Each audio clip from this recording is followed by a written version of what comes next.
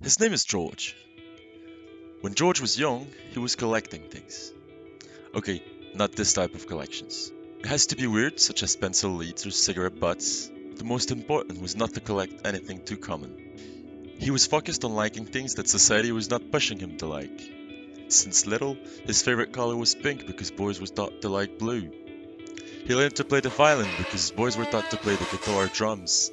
He learned Quidditch because boys were taught to play football. He actually integrated the Pegasus team in 2010 and is still an active player. Honestly, Quidditch is not more absurd than football, and at least it's a gender open and fully contact sport. Should I add, not financed by the guitar? But well, it's just my personal opinion as the narrator of the story.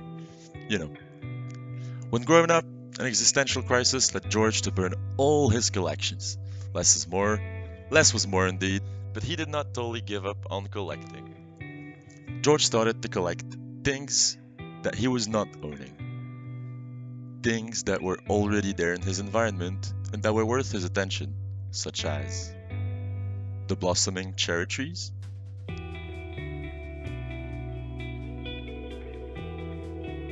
the ephemeral murals all around the city,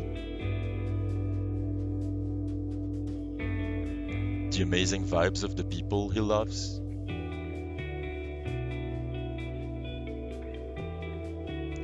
the dancing skills of people on quads, the 50 shades of smells in public transports, the millions of tourists who are crossing Charles Bridge, the most awkward places where he was not welcome, the insipid souvenir photos of travelers, the smoking factories, the micro and macro plastics spreading, lasting, and polluting. It was obvious to George that he was living in a truly imperfect world. He was accepting it and experiencing it fully.